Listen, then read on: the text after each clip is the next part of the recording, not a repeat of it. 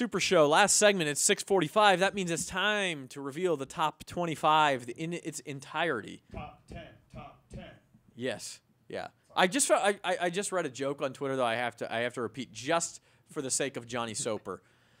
The fastest animal on the planet, plays football at Notre Dame. What is that? The cheetah. Ba-bum. Ooh, that one hurts. That one hurts, Johnny. I hope you're watching. Okay, Central Section Top 25 before I waste any more time. All right. I tweeted him. Congratulations. Before we waste any more time, let's review what we have so far. And again, this is the Top 25 brought to you by the CentralValleyRecruit.com. They got double the publicity on that one. Jinx. Oh, yeah. By the way, Jinx on both of you. We're throwing darts here. Justin, it's just you and me talking. You can't talk anymore. You got jinxed. Okay. Okay. Still got jinxed. We're throwing darts here. We'll face it. We put some programs here, 25 through 21, that are big uglies. that are traditionally very good. Kingsburg, Sanger, Porterville, Wasco, and then at 21, Buchanan. Yep. Any thoughts here, guys? Anybody you think could be higher than this or doesn't belong in the top 25? I think that Wasco always has an argument to be in the top 15, but losing their star running back and then gaining another one back. Kingsburg, yeah. Kingsburg's always higher. They can always work their way up there. Yeah. I mean, the question there is Buchanan, who's just been not very good the last couple of years. I mean, the fact of the matter is, if Buchanan goes even 500, they belong to be higher than this with the schedule. Buchanan's one of those teams where they could be better, and you never know what's going to show up there. So could be an interesting season for them. Yeah, no doubt about that. And Wasco, you say they deserve to be in the top 15. I think they've only been top 15 once in their history, and that was 2 years ago. So they need to prove it a little bit more consistently. But we'll see. We put them at 25. So moving on up to 16 through 20. Starting there at number 20 with Sunnyside. Again, a school that kind of broke through last year. We're kind of expecting big things. I think they bring back 16 starters. Yep. Garces at 19 would have been a lot higher if Jim Maples and Sheldon Croney were back, but still think they're a top 20 team. Tehachapi, San Joaquin Memorial, a couple of Holy Bowl right there at 15, at 19, 17. That's 3 Division II schools, and then Garces move up to D1. And then at number 16, and this is the one where, Justin, you sort of raised your eyebrows earlier, Liberty Madera at number 16 we think could be very good this year. I know they're going to be good. Yeah. But, I'm just not impressed with the schedule they play, and I think the teams that you have right after them, I think they go 0-4. It could be, but it is very difficult to compare that and a newly minted D4 team, typically a D5 team. How do they compare to the 4 teams below them? That's a good question. Moving up to 15 through 11, which we showed you a few minutes ago, defending Division III champ, now up in D2, Dinuba, defending Division IV runner-up, now up in D3, Mission Oak, and then you get 3, I believe El Diamante still in Division I, 3 Division I teams up there, Frontier, Centennial, El Diamante. What we're kind of saying on the fringe of competing for the D1 title. Lewis, you said that Centennial and Frontier belong in the top 10. Yeah, I think Frontier is very compelling. With the offensive line they've got, they have Isaiah Sharp. I mean, when we saw the video of Isaiah Sharp, clearly he's a bigger kid than he was when he was at Wasco. He's put on some. I think he said he was down a little bit in weight, but he's bigger. He's probably a little bit faster.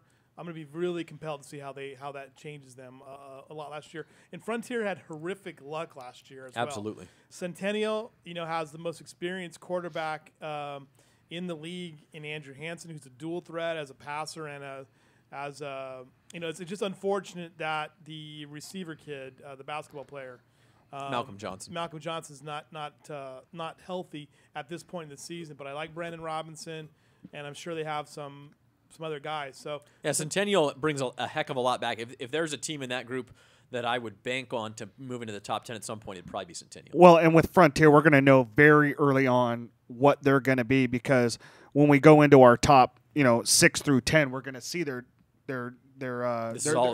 week 0 opponent. Yeah, so, and I think the thing about Frontier is, they had horrific luck with injuries, but all the guys who were injured are gone. So, we're talking about the same team that was struggling at the end of last year. So how much can they bring in? I don't know. Before we go to the top 10 here of the top 25 presented by CentralValleyRecruit.com, just a reminder, this is all speculation at this point. There was no voting done. It was Trevor and I sat down. We tried to do the best job we could at I thought looking you at had Bogart in on it too. We tried to get We Bogart tried. in on it, and he was unavailable. But Andy is out beating the streets trying to get stories for the Fresno Bee. yeah, but we will get him in on it later in the season as well. And it's still speculative. We did try to look at what they did last year, how much is coming back. It's not always the easiest thing to do. It'll change in a Why couple of weren't weeks. J-Rob and I consulted? Let's go because you don't matter. Frankly. You were in Hemet. You were in Hemet. Top 10, numbers 6 through 10. Let's go.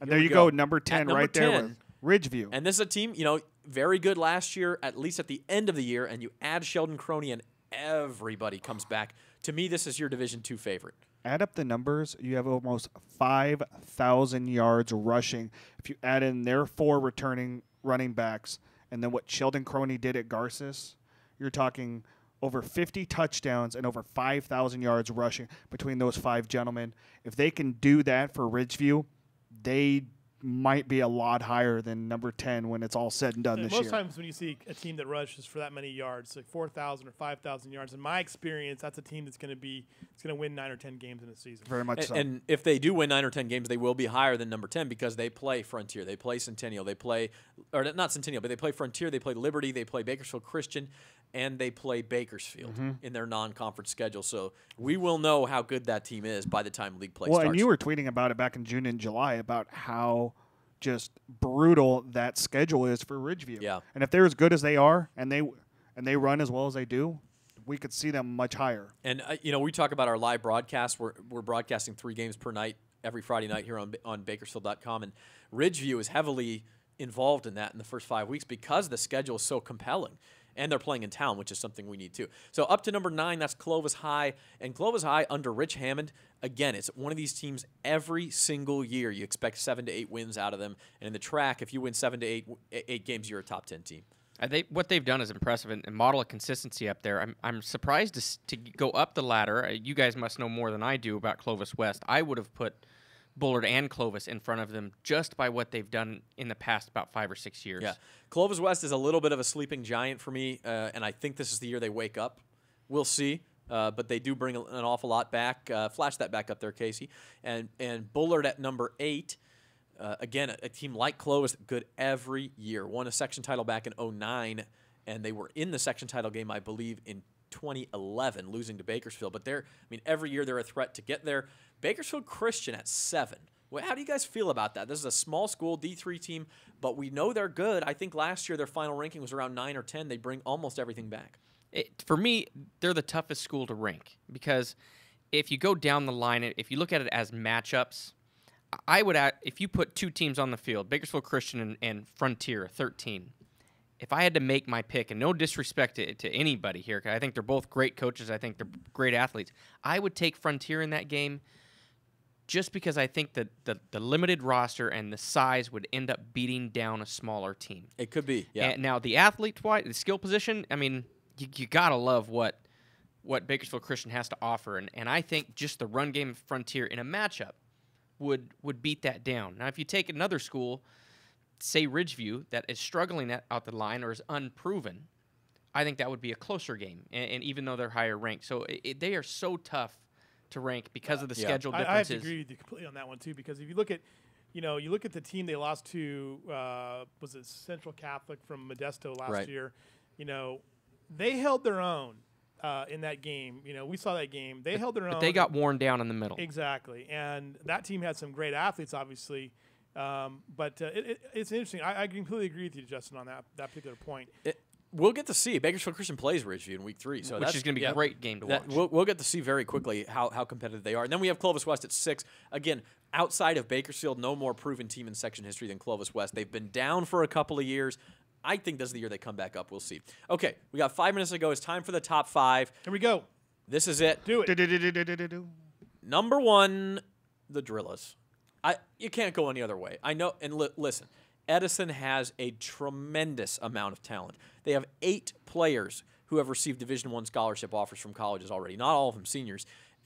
So they have a tremendous, if you look at pure talent, you probably go with Edison. Clovis North at number 3 has been in 2 straight Valley title games, winning in 2012. But listen, when a team wins a state championship in dominant fashion like BHS did, and they bring back enough, and you just learn to trust what that program has coming up through the lower levels, I don't think you can go any other way here. Well, and it's not just that. They get to decide it on the field early on between those two teams. That's right. September 5th, week 1, Bakersfield at Edison. So if we're wrong, we're wrong. But if we're right, we're right. And you know what? Even with a win or a loss for either team, you still got to consider those two, the top 2 teams in the central section.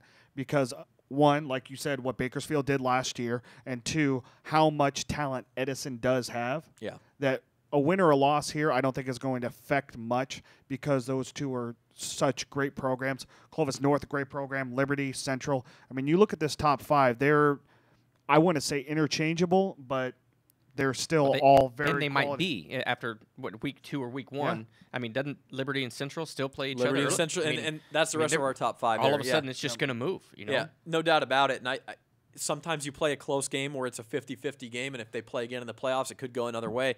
But right now, Bakersfield just a little bit more proven, well, a lot more proven, really, and Edison has the talent on their side. We'll know pretty quickly, even before that doubleheader out at Bakersfield College, when BHS plays Oaks Christian, we're going to get our answer real fast. If they can compete with Oaks Christian, they compete with anybody. Sure, that's going to be, you know, and you look at them athletically, the guys they have back, like Marcus Bruce and, Lemishu Hill and Nigel Brooks on the line. Brooks, and they've got a couple of guys who transferred in as usual. Yeah, and whether Kier Gregg or Kevin Rainier ends up, or excuse me, Patrick Rainier ends up playing more. Kevin's his dad. Whether Patrick Rainier or Kier Gregg ends up playing more at quarterback, we'll know after Oaks Christian if they've found the guy there who can replace Asani Rufus. So the rest of that top 5 there, Clovis North brings back Bolo Olurunfumi.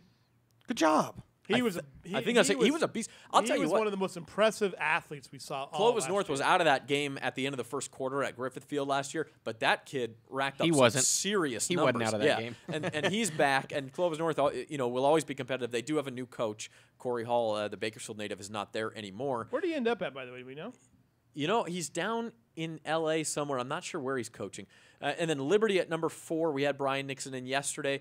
They lose Josh Medina, but just about and JoJo Hurtado on defense, but just about everything else is back, and Anthony Mariscal's the linchpin there. But it's that defense. I mean, D-line, linebacker, secondary, there is no shortfall on that team. Yeah. They're strong all the way through on the defensive side, and if you could play good defense, you're going to win some ball games. All the way through, even to their defensive staff. A really impressive defensive staff with Ryan Renz and then Chad Provençal coming back. Ryan Renz, Boise State. Yeah, and Central, the Grizzlies are in the golden age of their football history. They made the D1 final 2 years ago, losing to Clovis North, and last year had a terrific team. They lose a bunch of talent, but they'll also have a chance to prove things right away. They play Liberty and Frontier in the non-conference schedule, and I believe they play Edison as well before they get into the track. So we've got a couple of minutes to wrap up here, guys. What I love about doing a top 25 in the preseason is that we know it's the last time we're going to do it before football games start. We're 2 weeks away from opening night. From football that counts. Football that counts. And then all this speculation that we've done gets thrown out the window because they start playing real football games and we get great games. That doubleheader at BC is going to be fantastic. Yeah. And a reminder, that starts at 6, Ridgeview at Frontier, Bakersfield at Oaks Christian at 6 o'clock out at Bakersfield College. We're going to find out about our coverage of that, but we may have some live coverage of that as well. You know what I'd love to say is you asked the question over and over, and I loved it. Was where's the state of your program? You know, to these coaches, and when we kept hearing this go around is, where's the state of Kern County football? How many times did you hear, man, our schedule's tough? Yeah. Man, our schedule's tough. And you keep hearing it, and the state of Kern County football is in a good spot right now. It's so competitive, and it's going to be a lot of fun to watch this year. It's going to be an awful lot of fun. By the way, all of these segments, right, we have all of these interviews are available on demand, either Bakersfield.com/BVarsity, which is our new prep site. Check that out, and also at BacoTube.com. All 23 coaches' interviews are up that we've done over the last 2 days. That's the Super Show, folks. Justin Roberts, Trevor Horn, the new man, no longer, you're not a rookie anymore. So. No, I hope not. I'm here for the long haul. Yeah, we will. And Louis Amestoy, I'm Zach Ewing. We'll see you next Thursday for our regular preview show our regular weekly show at 2 p.m. here on Bakersfield.com.